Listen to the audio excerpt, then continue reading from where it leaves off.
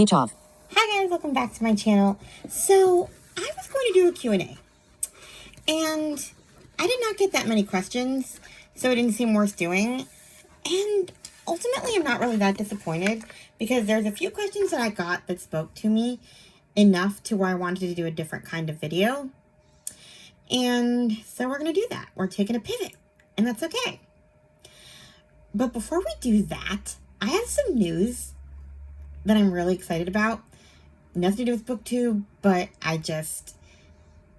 I'm really excited and I want to share it because, I don't know, I just want to tell people it's exciting. So, I was born with osteoporosis, brittle bones. I have something called pseudoglioma syndrome, and that syndrome causes eye conditions, bone conditions, and seizures, apparently. And apparently, in some cases, they have some learning disabilities. I was fortunate enough to have those, but I had everything else. So I had been on medication to strengthen my bones. They had me on this shot every day for 4 years, and then insurance took it away because they didn't know how it would affect a younger person, because they typically use that shot with older people, people in their 60s who were losing bone density, and they're trying to keep it. And so they kept me on it as long as insurance would allow. It was working a little bit, and I thought, okay, if I was just on it longer. I remember being really upset that they took me off it. And they put me on this stabilizer shot where you get a shot every 6 months, and it's supposed to stabilize the bone strength you gained from the daily shot. And I was pretty discouraged by it. And it turns out that that's the thing that ended up working. I had my bone density test a few weeks ago, and I went to see the doctor yesterday, and I went from a -5 to a -1. In, I guess, bone density. And that is barely osteoporosis anymore. I think a 3 is the normal. So I'm not completely out of the woods. And I still have, they consider it osteopenia now, which is at a place that I've never been ever. So it's kind of wild to think that I can actually do more things without fearing that I'm going to shatter. But yeah, it's really exciting, and I was genuinely not expecting it. I was going into that appointment thinking that it was going to get worse because I was already going downhill a little bit at my last test. But I guess it turns out that I was going downhill because of the old medication, and I hadn't been on the new one for very long. So 3 years into the new medication, and I'm at a -1. So I don't have to take medication anymore, which is also exciting. I just have to monitor it every year. So I have to figure out a way to pay for bone density scan, because insurance is also stupid and only allows you to do those every 2 years instead of every 1 year, which is what I actually need to track that progress. Whatever. My point is that I'm no longer super breakable, which is nice. I still have a couple smashed vertebrae though. I apparently threw myself out of my crib when I was 8 months old, and we didn't have carpet. We lived in my grandma's house that they built in Mexico, and that had cement floors. So yeah, at the time they didn't know I had osteoporosis, so they didn't actually find out about the smashed vertebrae until I was 4 or 5 and having real issues with pain, and they took me to orthopedic specialist around here in LA, and they saw that in x-rays. Anyway, I just wanted to share that because the doctor called me a medical miracle, and it's exciting to be a medical miracle. Okay, so on to this video. I wanted to talk about kind of what it's like to be a blind booktuber, because I've gotten a few questions about that, specifically in terms of BookTube. So I thought I would answer some of those questions that are more related to reading. I kind of think anyway that I don't really have any very many new subscribers since last year. I'm a very small channel as far as subscribers go. So it kind of makes sense now that I'm thinking that I'm not getting as many questions this year, because You guys all asked the good ones last year, and there are not that many new people, so do you really want a repeat of the same thing? Probably not. So, yeah. I'm kind of just going to go through some of the ones that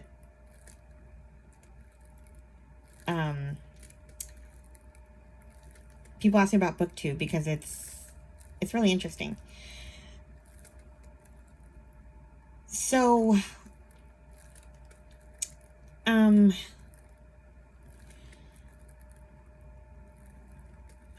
yeah, I'm looking through these. How has your love of reading evolved over time? That was one that was interesting to me. Honestly, I mean, this year, for one, I'm trying to read more nonfiction, so that's new. I also have been reading fairy tale retellings, which is not me. I mean, I've been saying that since like the beginning of this year. I'm not a fairy tale girl. I thought Cinderella was the dumbest character known to man, because she just married a guy because her shoe fit. And ever since I was 4 years old, I've been telling people, what if this guy's a serial killer? You just never know. So, I just never took these fairy tales seriously.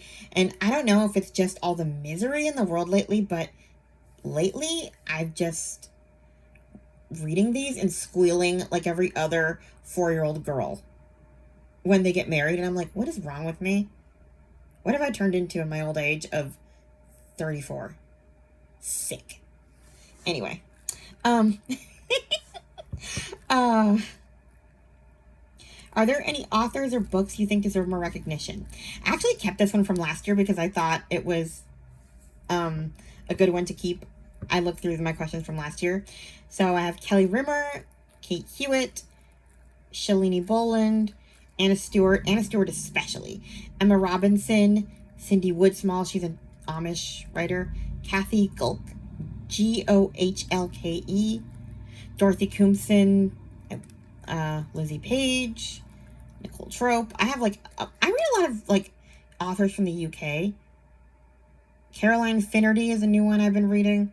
I forgot to add to this list. This is all the authors from last year. What is a new one? I'm gonna hate myself in a minute. But yeah, there's just so many that I think deserve more recognition, and I hadn't even heard about them until, BookTube and stuff. So, honestly, a lot of them I heard about because of Chloe, weirdly enough, because she does her new release videos. So she just goes with a bunch of whatever new releases strike her fancy, and a lot of them are authors from the UK I've never heard of. I started reading Emma M. Lyon this year too. I thought I would not like this just because she's from the 1800s, and it sounded very classic-y, but once it came on audio, I was like, all right, this is on sale. I'm going to get it. I'm going to try it. And now I'm eating them up. And I'm stalling to read book 7 because book 8's the last one. So I'm just like, what do I do once I'm done with this? I don't know what I'm going to do. Another new author to me is Elizabeth Musser. I liked her newest book. There's an author that's eluding me right now. I'm looking through my most recently read books because it's making me crazy. And I'm going to be very mad. Oh, Liz Tolsma is another one that I am loving. She's a World War II. Well, she does historical fiction. I have another book for my November TBR that's about Georgia Tann from the Tennessee Children's Home. But so far I've only read her World War II books, and they're amazing. I love Liz Tolsma. And I don't really hear anyone talk about her. That one I heard about from Lou from Christian Faith and Fiction. Gabrielle Meyer, I mean, she has a lot of hype, so no need to hype her up too much. Just kidding. She's great. I didn't read that in September? Huh.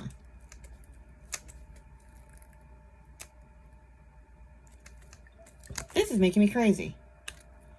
I'm trying to think of an author and I can't think of this author. Yeah, I've been reading a lot of different things lately this year. But for real, like the fairy tale retellings for me are the most surprising.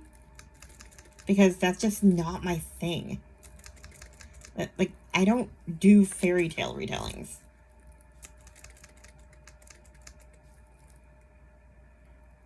So, yeah.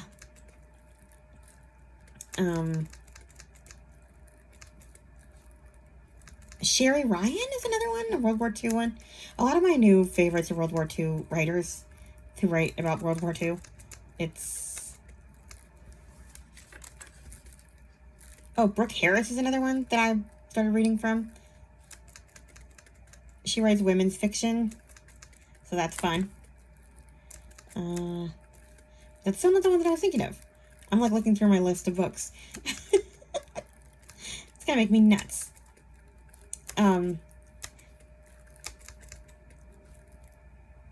Lorraine Snelling is another one that I've been into. She wrote Land of Dreams. I'm waiting for the second one very impatiently for the series. Yeah, definitely. Sheila Norton. There you go. That's another new one that I've been reading. She's another UK author. And I read her books. 2 of her books in August that I really enjoyed.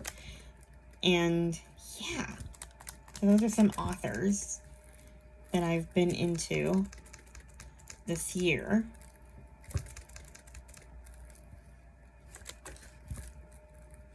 But yeah, okay, let's get back to the questions. Enough authors.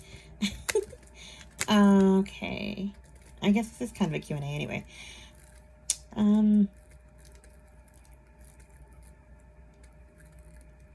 What have you learned from starting a channel? Well, honestly, I've learned to just enjoy it. I'll admit it first. I started it because it's hard for us to find a job, and I must admit that the idea of getting monetized was lovely. To even get something, you know, but I didn't, and I'm okay with that. I mean, would it be nice? Sure, and would I love more subscribers? Yeah, but I understand that I am not the most fun person to watch, because you're just watching me talk, and as you just saw, you just spent like, what, 3 minutes watching me just talk at you while I scroll because I wasn't prepared enough? You guys can go edit like that stuff out. And I can't do that, so I can see how I'm probably not everyone's cup of tea. So I've learned to appreciate what I get, and I still get excited every time I get a comment or a like, or I look at the view counts for certain videos and get really excited. I recently started doing videos about reality TV in this channel too, just because, honestly, at this point, this has just become a place where I can just talk and no one's going to interrupt me, and what I have to say is just going to get out there into the world, and if they watch, they watch. If they don't, they don't. So yeah, that's just, you know, kind of where I'm at. As far as, you know, what's a favorite video you've done? As far as bookish videos, I love doing wrap-ups. I love talking about the books I've read. I love a good tag, but I also love the blindness related videos that I do. I've just recently brought back my questions I always wanted to ask sighted people series. There's a whole playlist called Blind People Playlist, so you can like go through it, and some videos are longer because that was when I first started. But like the question videos are pretty short, and I've got some funny stories, so yeah. I love to just go on a good rant. Okay. Will you review any book sent to you by indie authors? Honestly, I'll review any book anyone sends me. I don't think I've ever gotten a book in the mail, though, like from anything. I don't know if my address is out there. I don't even know how that works. I'm pretty sure to get onto NetGalley, you need a lot of like a decent sized platform. I'm pretty small, so yeah. I know NetGalley has some audiobooks. I don't know how accessible their digital stuff is, and no offense, but I'm not really interested in like putting a print book on a scanner and scanning it like so I can read it and like demolishing a book. So I don't really want paper books. I wouldn't mind getting into the Libro FM ALC program, Advanced Listener Copy, but again, they seem to want a big platform, which I don't have. So yeah, I don't get to do that, which sucks, but it's okay. Do you have a favorite audiobook, narrator, or company? I don't know. Not really, honestly. Like, I don't really pay attention to the companies. I love certain narrators. I like Suzanne Torin. She does really good World War II. She read Elizabeth Musser's latest book, I'm pretty sure.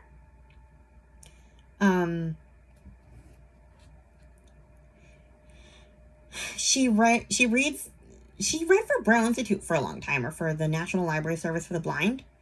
She read The Diary of a Young Girl by Anne Frank, and I loved listening to that one. And then I go look on the, like, because I wanted to, like, own it. So, I mean, I guess downloading it from Braille is owning it, but, you know, I thought that I would buy it to use it on, to listen to it on Libro FM. And it has a different narrator, and I'm just not a fan. I think her name is Selma Blair. No offense, Selma, but it just doesn't sound right. I am very picky about my narrators. I'm weirdly not into very many male narrators. I typically prefer women. Although I have to admit that I literally bought all the Harry Potter cassettes as a kid, or my dad bought them for me, even though he knew that I could get them from Braille Institute, because I didn't want to get them from there, because the narrator who reads them is, I like him for other things. His name was Eric Sandvold, but he is not British, and Harry Potter needs to be British. It's just a thing that has to be. So I literally bought the commercial market ones. I mean, you know. And then Braille Institute eventually brought the Jim Dale ones. But now I'm crazily buying the Stephen Fry ones. And now, of course, I'm going to buy the new... well, actually, I'm not buying them, technically. I got some credits for my birthday. So I used them to pre-order those on Audible. So, yeah, I'm not really buying those. The dramatized ones that are coming out. So, yeah. Anyway, I was very picky about my narrators. There's another one that does really good World War II. Her name was Saskia, I think? Saskia something? I don't know. So here's the crux of the video, that why I wanted to do this. Are there any ways that your fellow sighted booktubers can make their videos more accessible? And then what things do you appreciate that fellow booktubers do that are helpful for you? So, I guess I'll start with the first part. Are there ways your fellow booktubers can make their videos more accessible? Well, I guess that's kind of answering both. So, I love the fact that some of you guys read the titles of your books. That helps a lot. Some people do like chapters in their videos. I know that Amanda from Book Lover Amanda does them when she does her wrap up. So, like, she reads a lot of romances that I would not be caught dead reading. So I know I'm gonna hate it just by looking at the title, so I just skip ahead. I think there was one called Cole and Layla Are Not Friends or something like that. I think that's what it was. Or someone and someone are not friends. And I was like, nope. I know I'm instantly gonna hate this because this is enemies to lovers. And generally speaking, I am not a fan of that because I instantly dislike you. Like, I get too much into the reader's head when they dislike someone that I don't want to get out of it. Like, I haven't forgiven you for what you said, even if the person in the book has. So I'm just never happy when they end up together. So it ends up being a hate read. So yeah, like, I appreciate the chapter titles because, or like the different chapters for the book titles, because I can just skip past the ones I know I'm probably not going to like. And some titles sound good, so I stop there. It also gets me through videos faster that way. I like that they, well, say the title of the book. Some people don't, and it's very hard to know whether to tell them to do it or ask them to do it or not. Because, like, on the one hand, I am going into a platform that is video, right? So this is like, I don't know whether it's right to demand equality of individual people's videos. Like, I can understand demanding equality from Netflix, like, or, you know, audio description, but these are just people doing what they want to do on their free time. And I can understand how these people are not necessarily thinking about me when they're making their videos. So I also don't want to make people feel bad by, like, going after them because they forgot to give me a title. So sometimes I don't even ask, because then just by asking, I make them feel guilty because they messed up, and then they start apologizing, and then I feel bad. So, like, just to avoid asking, I will go out, like if you don't see a title of a book, I can kind of figure out, I'll Google, like, keywords from the synopsis that you read or the author, and I'll find the book that way, even though it takes me a lot longer than if I just asked you what your title was that you forgot to say. Because I don't know. I don't know where the line is. Like, and that could be something other blind people can tell me. Like, is it fair to expect individual creators to be catering to my needs? Like, to always be thinking about me? I don't know. I understand that that accessibility should be, like, a given. But, and then we have, like, vlogs. Those are not very accessible generally, especially, like, the, I don't even know what's happening in some of them, because, like, 1 minute you're talking, the next minute there's music. What's happening during the music? So I kind of just skip through them, and a lot of times you just kind of hear them talking to each other as they're going somewhere, and it gets boring. So I prefer the sit-down videos. But I'm not going to say that that's, like, it's not an accessible video to me, but it's the kind of video that you should have the right to do without thinking about me, if that makes sense. Like, I don't know if I'm making any sense. Like, I don't really know how much I want to say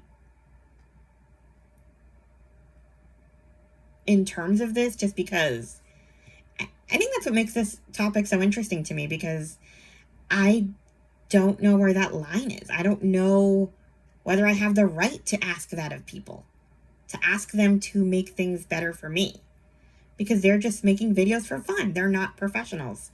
You're just people filming on your phones or whatever you're filming on and putting it out there. So I don't know. Like, should I be expecting everybody to be thinking about accessibility all the time? Because if that were the case, should you stop doing vlogs because it leaves me out? No. That being said, I wouldn't mind if some booktubers would leave their graphic novels for the end of their videos so that I can leave. Because honestly, I think that kind of goes into the next question. What are pet peeves that aren't helpful for you as a blind bookworm? That's one of them. Like, I don't want to know about your, like, graphic novels. No offense, because it just depresses me because I can't read them. And some of them sound good, and then I realize, oh no, it's a graphic novel. I can't have it. So, like, it drives me nuts when I see that in the middle of a wrap-up. Like Gloria Z. Thompson, she'll do like different sections, like chapter titles like Amanda does. But she'll do a section for graphic novels. I know she's not doing it for me, but I've always loved that because I can skip that. I think Tiffany from Beautiful Minutiae has done that before a couple times, and I always love that. So, like, do them last. I mean, you're literally asking what you can do to help, and, like, you know, what's a pet peeve. And, yeah, that's a pet peeve of mine, because, like, I'm in the middle of watching a video, and then all of a sudden you're talking about a book, and then I realize it's a graphic novel, and it's like, oh, well, that sucks. So, yeah, in my ideal world, you do all the print books first, and then do the graphic novels last, so that I can go away and not feel miserable that I can't read them. Because that's just depressing. Other than that, honestly, like, I love, like I said, the chapter titles, like the chapters for book titles. I like that sort of thing, but I don't have to have it. I can scroll just like the rest of you. Like, you know, I can fast forward. If I'm not interested in a book, it's not that hard. I don't, you know, it's not a requirement. It's just something I enjoy and a way to get through books faster. I think Chantel does that. Amanda does that.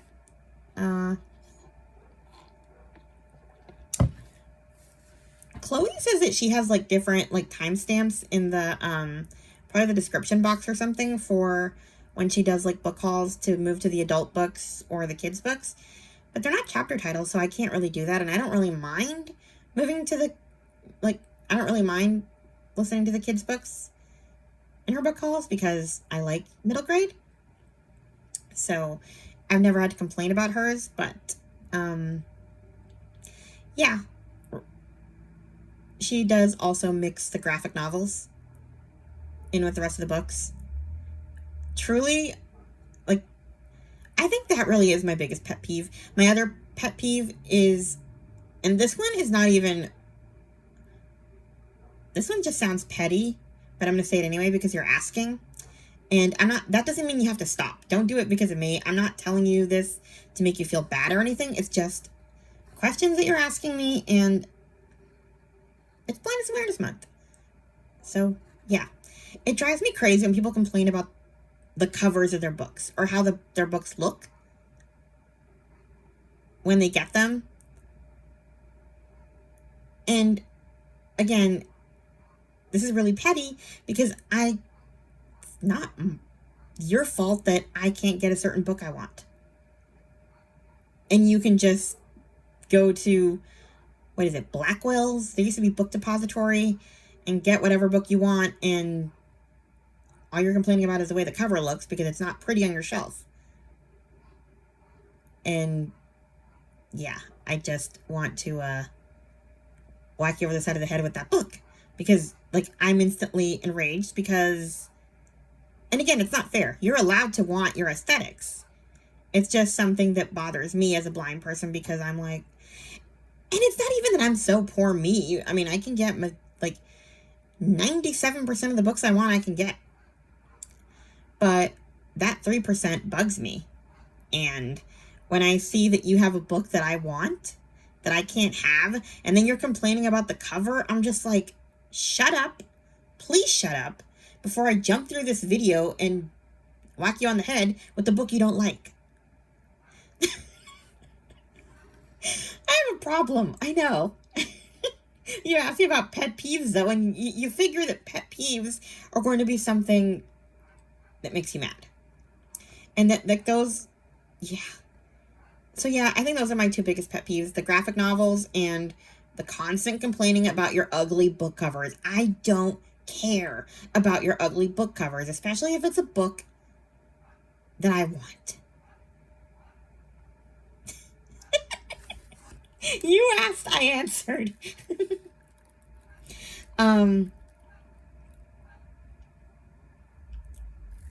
What things do you appreciate that fellow booktubers do that are very helpful for you? I kind of talked about this, you know, the book saying titles. Ooh, maybe you could spell some authors if they're like weird names. I forgot. There was this one book I was looking for. that Krista from Books and Jams talked about.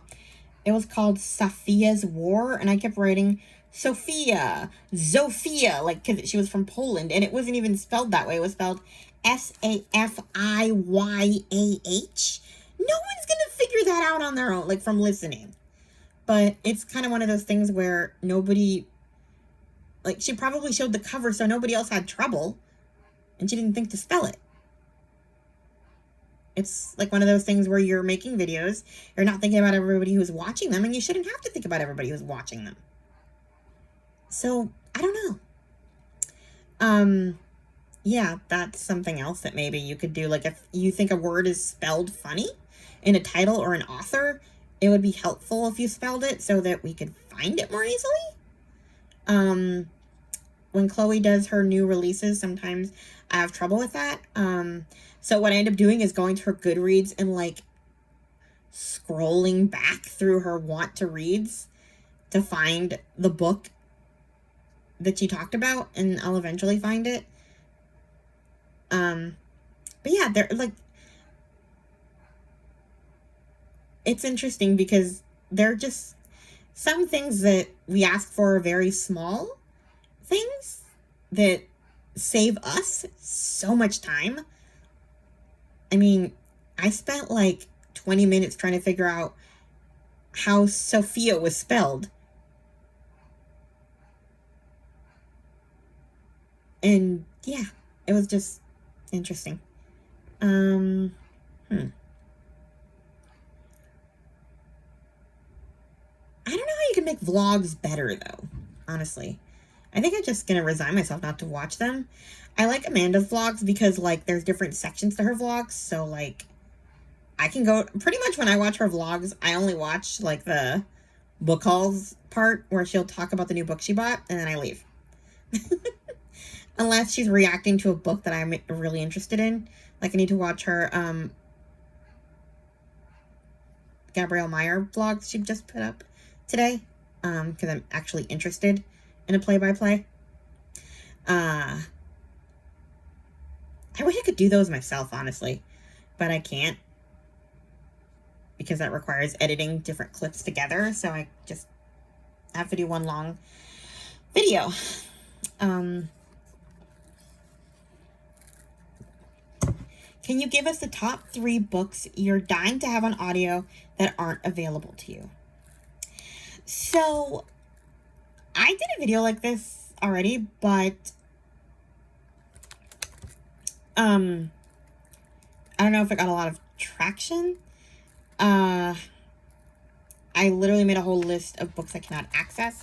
But the one that there's really only one that I really want. It's called The Friend by Dorothy Koomson. I heard about it on the Currently Reading podcast, and I've been wanting it ever since. It's like, it's really frustrating because it is available on audio. It's just not available in the US on audio. It's been out since 2017, and some of her older books have been coming out on audio in the States recently. So I thought, okay, it's going to come out soon. It's going to come out soon. And it's been like 3 years or 2 years since Marshmallows for Breakfast came out in the States. I actually read that one through Braille Institute because they recorded it. But I bought the commercial market one when it came out because I was like, okay, I at least have to show this author that I'm going to buy her books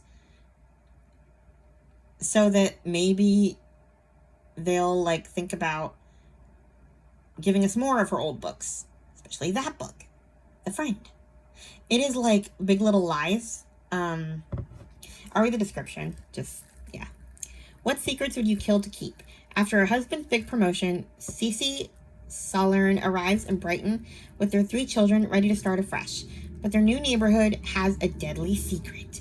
3 weeks earlier, Yvonne, a very popular parent, was almost murdered in the grounds of the local school, the same school where Cece has unwittingly enrolled her children. Already anxious about making friends when the parents seem so cliquey, Cece is now also worried about her children's safety. By chance, she meets Maxie, Anaya, and Hazel, 3 very different school mothers who make her feel welcome and reassure her about her new life. That is until Cece discovers the police believe one of her new friends tried to kill Yvonne. Reluctant to spy on her friends, but determined to discover the truth, Cece must uncover the potential murderer before they strike again. Like, I want this book. And it sounds like a popcorn thriller, right? Like, but there's just something about, I mean, it's like Big Little Lies. And the more you want, like, the more you've been thinking about something and the more you don't have it, the more you want it. I'm wondering if I ever get to read this book, if I'm going to be disappointed and not like it as much because I've hyped it up in my head so much. But I want it. Like, I really want it. To the point that I've been, like, trolling eBay. I'm like, okay, there has to be a CD somewhere, right? That someone is selling. I mean, I have a DVD player that plays CDs. I bought a book on CD, a couple books on CD from Amazon before. And I bought an Andrea Mara book on CD that I found on Amazon. So I keep looking there too. Like, I am constantly looking for this book. I've written the author begging for, like, a recording of this book. She never wrote me back. And it is like, I get it, authors have busy lives, but, like, shouldn't you be flattered that someone wants your book that much? It's just, ugh. And it wouldn't be so frustrating. Like, some of the other books that I want are not available on audio. Or, you know, I don't know. It just bugs me that I can, like, literally see it on Audible. Like, you type in the friend Dorothy Coomson Audible, and you get to go to the page. You get to see the description. You even get to listen to a preview so they can torture you a little more. But, no. You can't buy it or even put it on your wish list so that, like, Amazon can see that you want it, but you can't have it. It's just enraging. So yeah. Let's see if there's any other ones that I kind of wanted to go with this. There were some questions about Braille, like how I learned it and how old I was when I learned it. I started school when I was 2. I did early intervention because that's what you do with kids with special needs. Technically, I should have been in school younger. Most of them started at babyhood. Like, my friend Karen started when she was 6 months old. Sorry, I'm drinking Starbucks. She started when she was 6 months old. But I was born in Mexico, so I didn't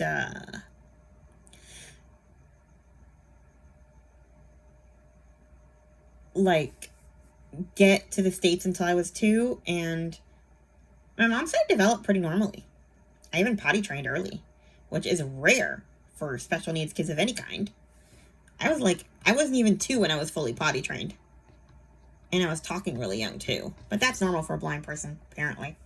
But apparently what's not normal is that I learned how to crawl and walk on my own. I had a walker and everything, and I apparently maneuvered it without a problem. So yeah.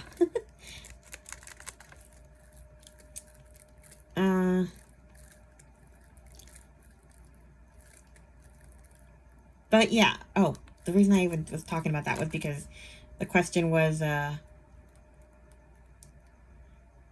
did I learn to read Braille? I mean, we use these, like, reading books, I guess. They were pretty much how a print person would learn to read. Only, I guess instead of circling the letter, this sounds a little scary when you think about it, but we used to have these cork boards and, like, thumbtacks. And we would put a thumbtack next to the letter that they told us to put it next to. Like, and you would stick it into the paper. And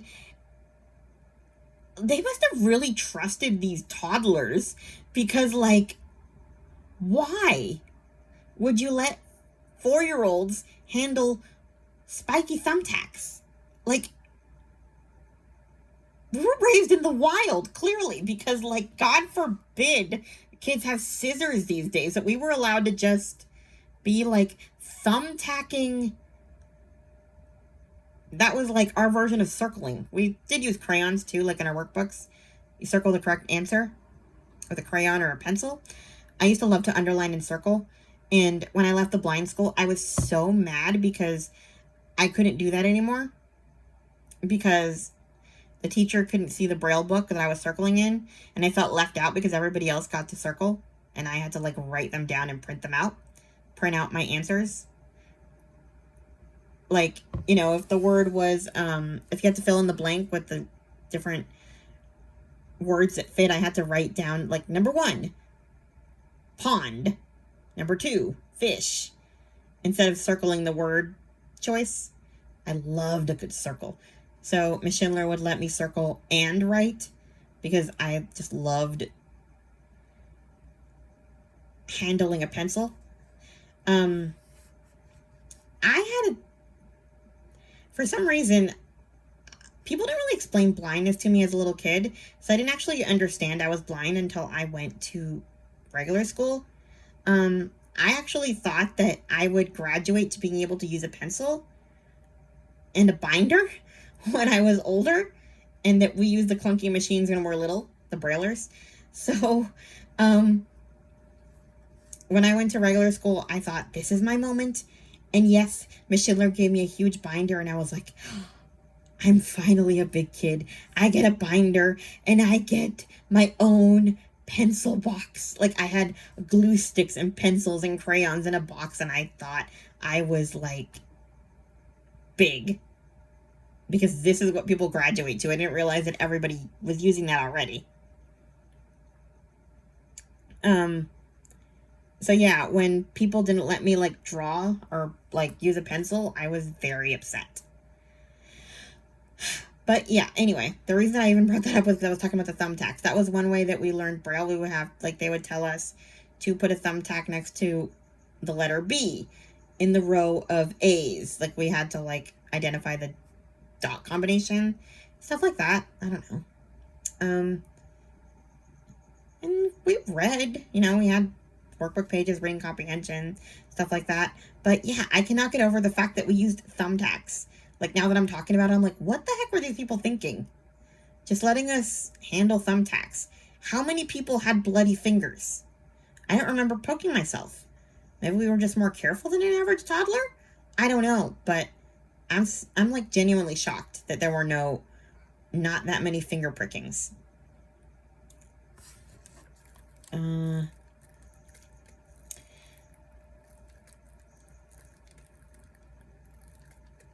If you could change one thing in publishing, what would it be?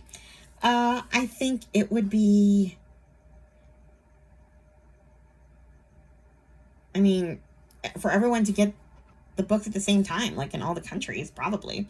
Or at the very least, what I would love is some kind of audiobook service where we could listen, like, we have BritBox, right? You know, where you can watch British TV shows. We need an audiobook service where we can, like, listen to British audiobooks. Like, I know that or like UK or whatever, books from other countries.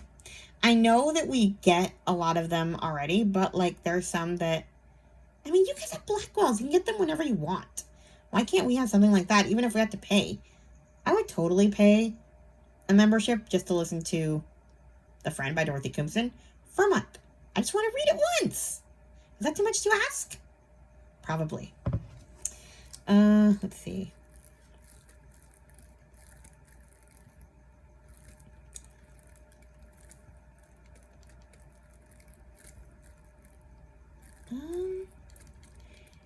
Yeah, I think that's pretty much all of them. Like the biggest questions that I got that kind of related to what I wanted to talk about. So yeah, I guess I just wanted to say that I think that BookTube is overall a pretty accessible space, but there are certain like small things that people can do to make it better for us. And again, it's not something that I expect necessarily. It's something where I will be happy and surprised if it happens, like grateful when it does happen, but I'm not going to be like upset if it doesn't either. So, yeah. That is kind of my experience of BookTube as a blind person, and kind of the questions that led me to this topic. So I guess this ended up kind of being a Q&A.